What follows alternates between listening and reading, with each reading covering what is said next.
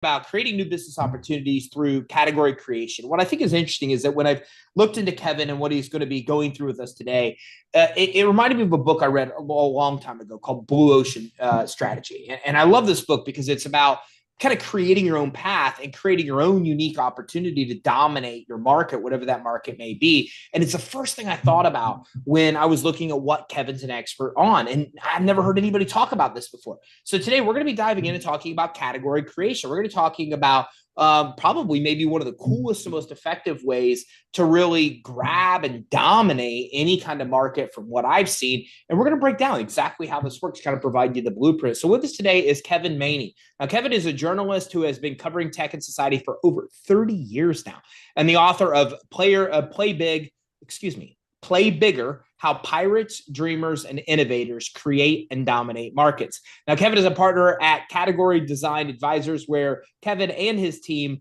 guides leadership teams to help them define, develop, and ultimately dominate a new category of business. Kevin, thanks for joining us today. Yeah, a great time. Glad to be on this thing. Yeah, I think this is like the coolest thing. Like I got stuck. I almost was late here because I went back and was stuck like on your website looking at all the cool stuff you guys do and checking out your book. So let's start right from the beginning. When we talk about creating a new category, what are we referring to? What is category creation? Yeah, well, you referenced Blue Ocean Strategy, and so it's been a long for forever. Companies have realized that there's a good thing to do is to find a space that's got an absence of players in it, and try to go into that rather than fight everybody else for market share. But I think we take it a little step further, because what we call our discipline is category design. It's a little more like aggressive of taking the bull by the horns and literally looking for those new market categories and trying to design that category in your favor so that you can win it over time. And the book, like you referenced our book, Play Bigger, the reason it's the most successful book I've ever been a part of in the 25 years of writing books. And I think the big reason why is because it's a playbook. It really gets into like, okay, if you believe that this is what you should do, this is how you do it step by step. So when we look at this and what you cover in Play Bigger, so give me an example of creating a category or maybe a subcategory. Give me an example of what this looks like. Sure. Well, let me do this. Let me give you an example that's like this ancient old example that both is a great way to sort of frame it. And then we could also talk about like companies we worked with more recently and how to do that. But so first of all, the idea is you start out by saying, what is a missing in the world? What's a problem that's either not being solved adequately today, or for that matter, there's like new technologies or new techniques that create a way to solve that problem that never was possible before. And so if you go back and you think about when Steve Jobs introduced the iPad in 2011, and he went on stage and he said, I'm gonna tell you about a problem you didn't realize you have. And so the way he framed it was that we're at a moment when media is going digital, and we're starting to consume all of this, books, TV, sporting events, movies, music on digital devices. And then he pointed out, I said, well, right now you probably have two digital devices. You have a phone, which has this really small screen and isn't great for watching a movie on. Or you have this laptop, which is big, it has a nice big screen, but it's also bulky and hard to balance on your lap on a beach or something. And so he made the argument that there is a new problem, a whole lot of digital content, and not an appropriate device to consume it on. And this was his argument for the iPad. Now there had been tablet computers way before the iPad came along. Microsoft made one, a whole bunch of other companies made one, but they always told us that those were basically a laptop that you could draw on. And that wasn't a compelling reason for most people to get one. But when Steve Jobs framed it as a different kind of missing, solving a problem that he suddenly woke us up to, Now we had a brand new space to put that into, somewhere between the iPhone and the Mac laptop. And so we opened up in our heads this idea that there was a new category of product we needed. And now he was going to say, and here's what, our version of that solution is. It's an iPad. Here's how it works. But by the time he even gets to that, we have already opened up in our heads the idea that there is a new way to solve this problem. That there's a new category of product I'm going to have to think about. And that's what this is about opening people's minds to the idea that that there is a new category that they're going to need for some reason because it solves a problem. And then that is the first step. And what we advise is that the second step is then to say, okay, here's what our company does and what this product does and why it solves that problem. And that's very different from the way most companies operate. I mean, if you go on almost, I would say 99% of especially tech company websites, the first thing you encounter is, here's what our thing does. And when you start with that, people don't yet have that frame of reference that makes them understand why they need this thing and why it's not there yet. They have to try to figure it out. So this kind of flips it on its head and opens that space in people's minds first. I love that example. And the Steve Jobs, what's interesting is I think I remember this right. Like the iPad was ready to be delivered well before iPhone was. And Jobs was wise enough to say, the world ain't ready for this. They don't even understand this thing.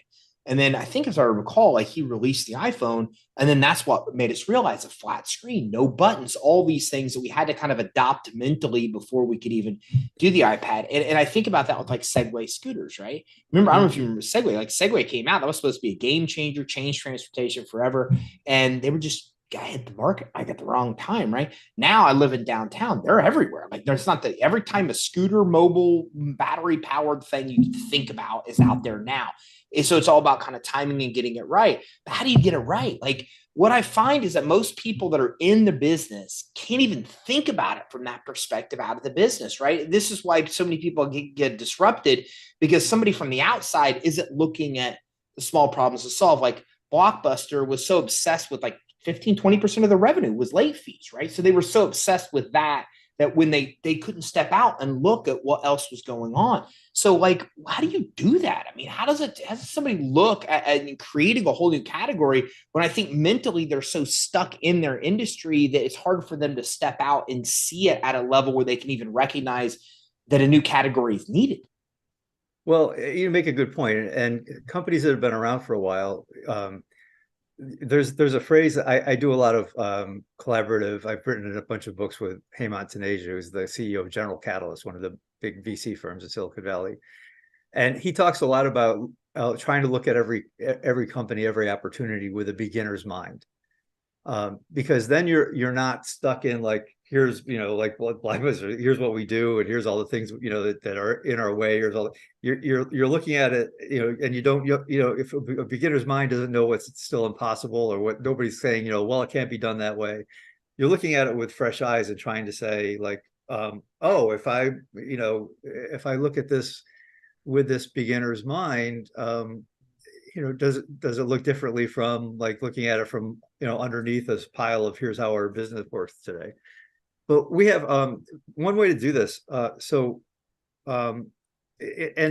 one reason that it's effective to, I mean, like with our category design advisors, bring in somebody from outside. We worked a recent project we did just about a year ago. We worked with LinkedIn has an enormous division called LinkedIn Sales Solutions. A lot of your listeners probably use it. And by itself, it's like $1 billion company inside of LinkedIn. It had been around for about 10 years. And, they knew they had a product that a lot of people used, and it had, a lot of data about, help you find people you're going to try to sell to and all of that. But they were starting to have a lot of competitors, nipping at their heels, trying to, do a lot of, offer a lot of the same things.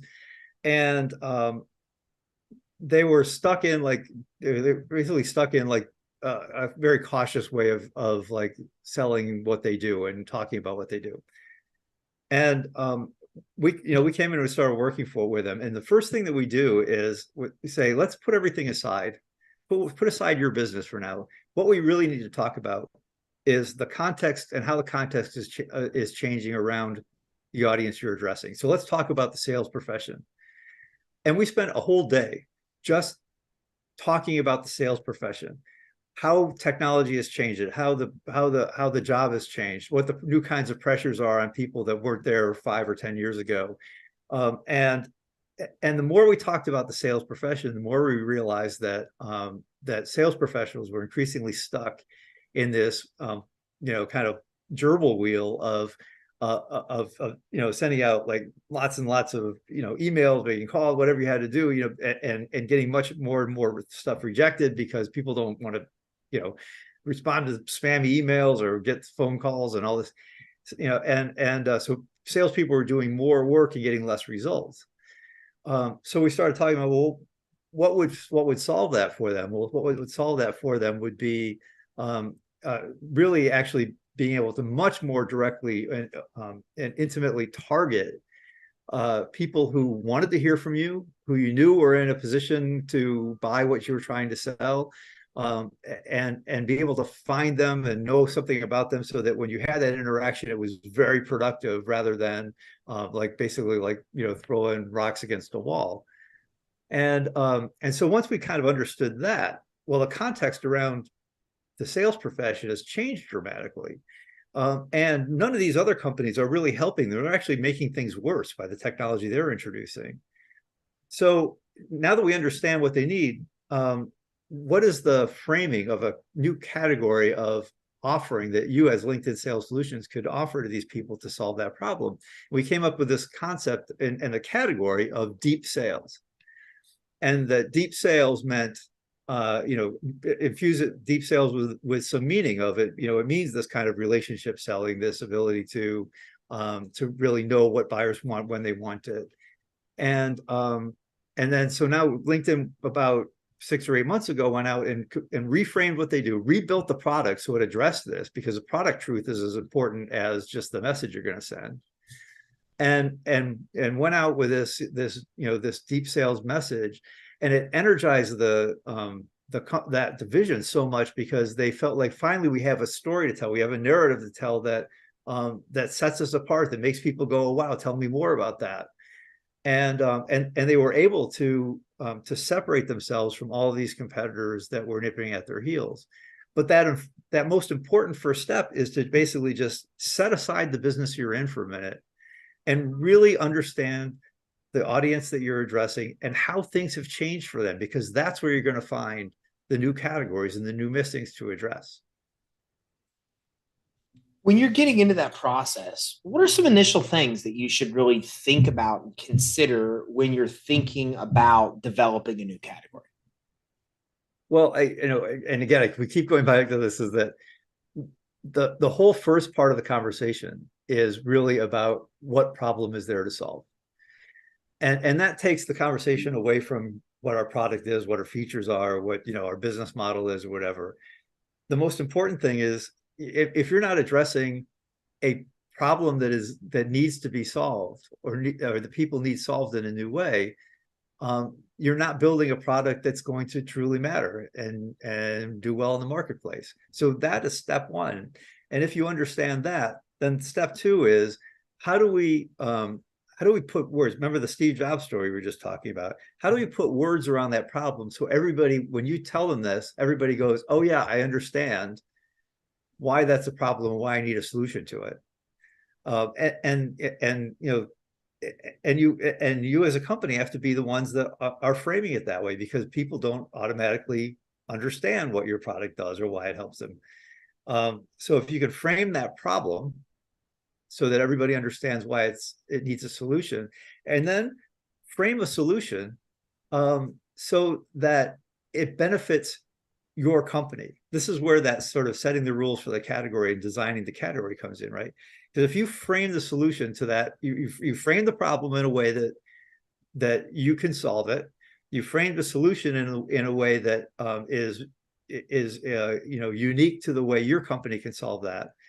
Now, if other companies come into that space and say, we're going to do that thing too, we're going to do that category too, you've already framed it in people's minds about what the problem and solution should look like. So everybody else now starts to have to copy you. And if they're copying you, they're automatically putting you in the leadership position because they're always following. And, and this is, I mean, for in a very simplistic way, I mean, this is what sort of the concept of category design or designing a category is about. And then of course there's, in the back end, there's execution. You just, once you get to that point, then you have to actually build the product, put out the marketing messages, hire the right people, do all the right things to make sure that you continue to go down that path of designing and creating that category. Yeah, when you say that, it makes me just immediately think of rollerblades, right? Like that tech didn't even invent. Rollerblades. Now, I wouldn't have expected that one. Why Right. do I you mean, think rollerblades? rollerblades? That's the like skating. Really, I don't think was even a Yeah, thing. yeah. I think rollerblades kind of came out of it, but they were so good at creating that now to this day they're still called rollerblades, no matter who makes them. So I think that's like an example. I think an example of exactly what you're describing. What about challenges here? This seems like it's kind of overwhelming. It seems like there's a lot of things to figure out. And I appreciate, by the way, you giving us the steps. So you started this step, this step, this step. These are the things to think through this. What are the things we're not thinking about, the unexpected obstacles and problems we would run into through this process of creating a new category? Well, the biggest, and you briefly brought up earlier the Blockbuster example, but the biggest obstacle of all is something that we call gravity. And gravity is everything that pulls you back to your old way of doing business. I mean, look, category, creation and design in a way is much easier for a 2-year-old startup that doesn't have any sort of ingrained business motion yet than it is for a company that's 10 years old or 50 years old. And the longer a company's been around and the more successful it's been, the more that gravity pulls, keeps pulling back to the day-to-day of like, how do we, keep this business going? How do we create the revenue?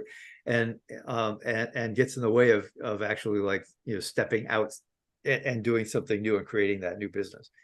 And then outside of that, I mean, when we're working with, typically when we do a category design project, we're doing it with, say 6 to 10 people from the leadership team of that particular company.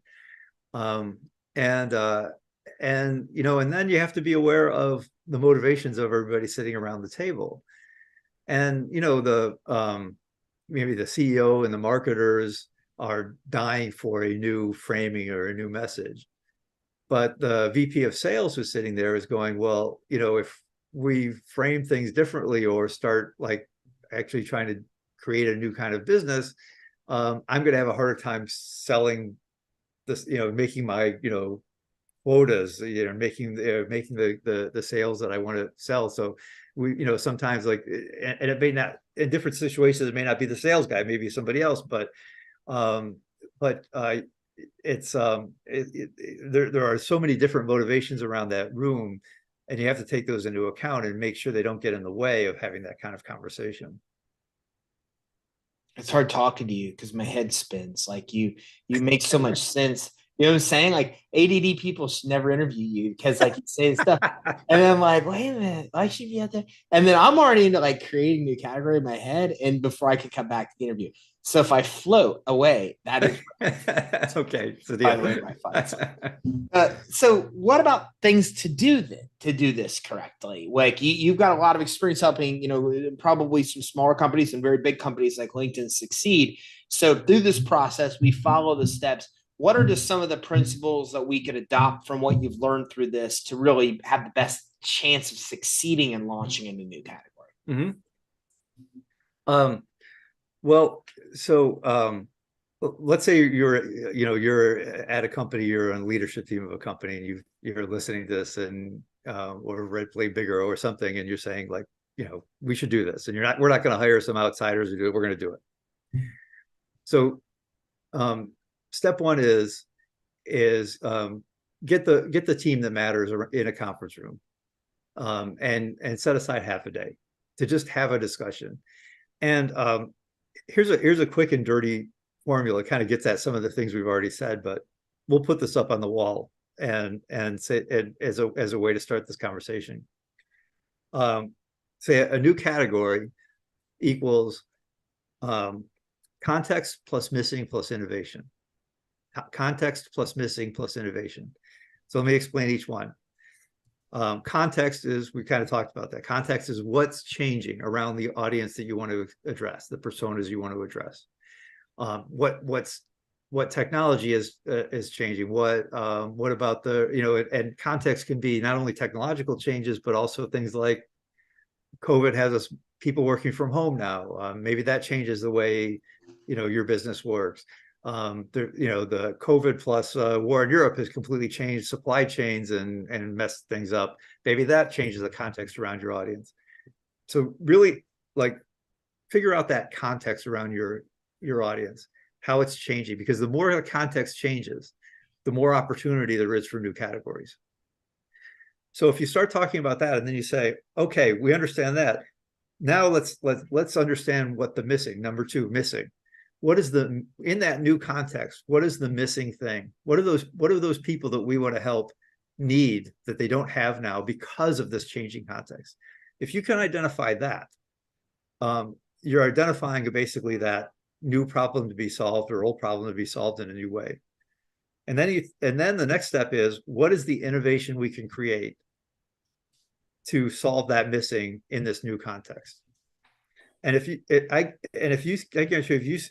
get your team together and put that formula on the board and say, we're going to talk deeply about each one of those things until we come to the point where we understand what the innovation is we need to put out in the marketplace, you will be able to see a market category that doesn't exist yet that you can try to claim.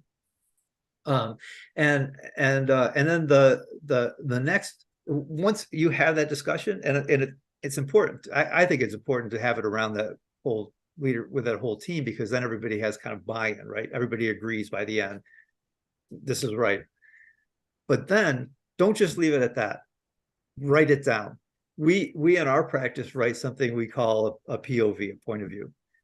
And it's about maybe 800 words long, and it's in a narrative structure. So it's like a story, and it begins by actually it's kind of a story version of that formula, right? It begins by describing how context has changed and what's missing. And it's kind of like, we call it the dark side, right? It's the problem side, like really like make us understand what that problem is. Like Steve Jobs telling us that digital media has left us with a device that we don't, a missing device that we don't have but need. And then in the second half of that story, you've laid that out. Then the second half of that story, describe that innovation, not your product, not like here's our features and here's what it does and everything, but describe what the innovation that solves that problem should look like, no matter who does it. And then at the very end, tell the world why your company is the one that has the skill set or the positioning or the mission to create that innovation that's going to solve that problem. And if you lay out that story, 600, 800 words, it's only something that only takes 4 minutes to read, but is easily digestible. Now you have the story your company can tell itself. This is who we are. This is why we exist. This is the problem we're solving. And I guarantee you, if you do that well, you give it to the engineers building your product, they're going to know exactly what product to build. And you give it to the marketing team, and they're going to know what kind of message to put out to the world. You give it to the sales team, they're going to know what kind of sales decks to build. You give it to the CFO and the CEO, and they're going to know if they're going to go out and raise money, what kind of investor deck to build. That story can inform all of that. But if you don't write it down, it's going to leak. Different people are going to have different interpretations of what went on in that room. Write it down, get buy-in, and say, this is our story. And we're not going to veer from this. And that's the way to sort of set that whole thing in motion. We do this successfully. We launch it, we create the new category. You made one reference to this, but how do we defend it? How do we defend it? Because if we create a new category, we know inevitably people are going to come into that category. Absolutely. So as they come in, what are the types of things we should be doing to protect the category in I should say the position we're creating within the category we've created?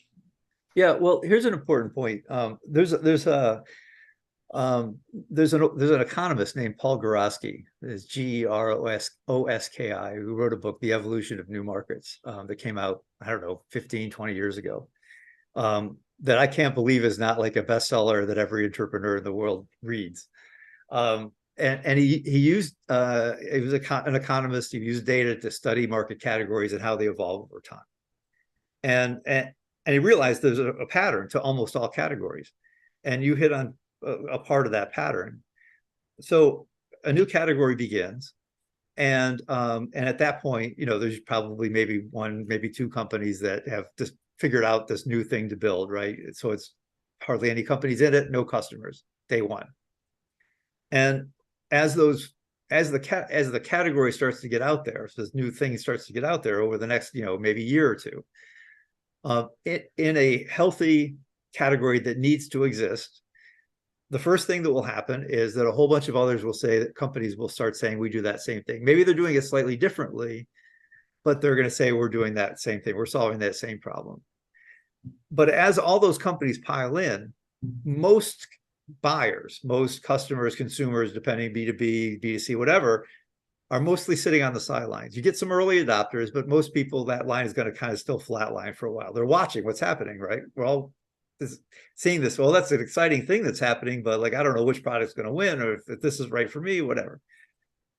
And so this goes on for a while. And this is the hard part of category design, because if you created that category, you're determined to win that category. You got to fight your way through those years of all those others coming in, and most potential customers sitting on the sidelines. But then what Gorosky points out is that there's this moment in time when a dominant design for that category gets chosen. And he says it can happen. It's many different ways. Sometimes it's the best product, but it's not always the best product. Sometimes it's the best message. Sometimes it's just, some outside force. Who knows? An influencer fix that, or a government contract, whatever. But something happens to create that dominant design moment. And when that happens, then all of the other companies essentially either fall away or have to copy that dominant design, because now everybody's decided this is how this thing works. And the other thing that happens at that moment is that everybody believes that this is going to be around for a while, and now they're comfortable with how it works. So you see the trend line of buyers start to spike up. And so those lines cross, right? The number of companies in the space dives because the dominant design is one, and the number of people who want that, who are starting to buy that thing, rockets, because now everybody's comfortable with that dominant design. And so then you get to this great place on the other side of that wall, where there's just, probably one dominant company in the space, maybe a couple of others, and rocketing customer acceptance. So the goal in category design is not just to design and frame that category at the beginning and just say we won. The goal is to march through those years of all those competitors coming in until and your ultimate goal is to win that dominant design some years down, because that's the only thing that really matters.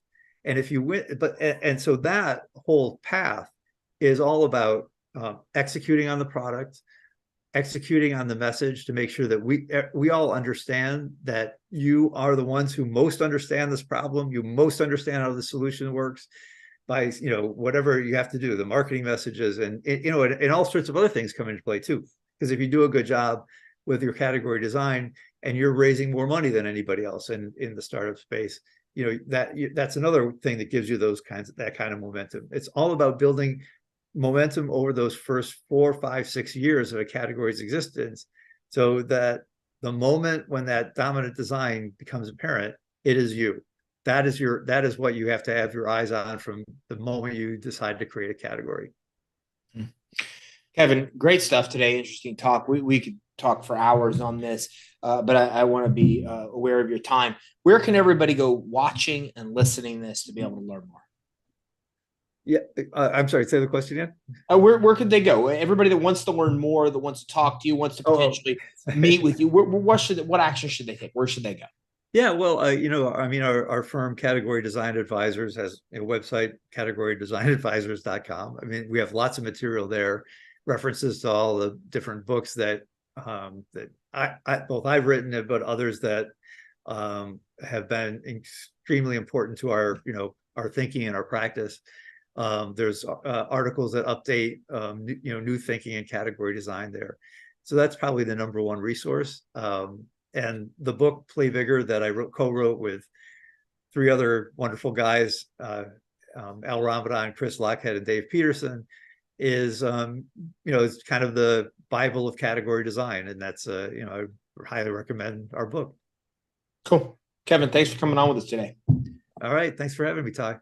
So listen, if you're listening and watching this, there's two actions you should take. The first of all, you got to go buy the book, Play Bigger, How Pirates, Dreamers, and Innovators Create and Dominate Markets. First of all, it's the coolest title of a book I've ever heard. Let's be honest. That's just cool. You should buy it for the title, if nothing else. Legit, I just did too. While I was sitting on the show, I actually went and got the audio version of this for myself, and then probably will get the written version because it's brilliant.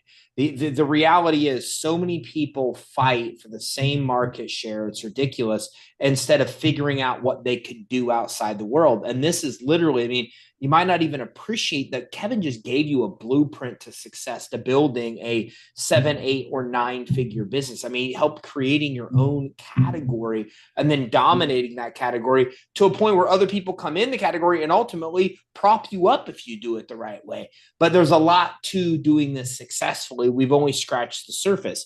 So beyond buying the book, Play Bigger, How Pirates, Dreamers, and Innovators Create and Dominate Markets, what you also want to do is you want to go to Kevin's website, categorydesignadvisors.com. That's categorydesignadvisors.com. There's a ton of stuff here. If you just go to the resources section of categorydesignadvisors.com, then you're going to find articles, you'll find books, you'll find case studies, you'll find podcasts, you'll find videos.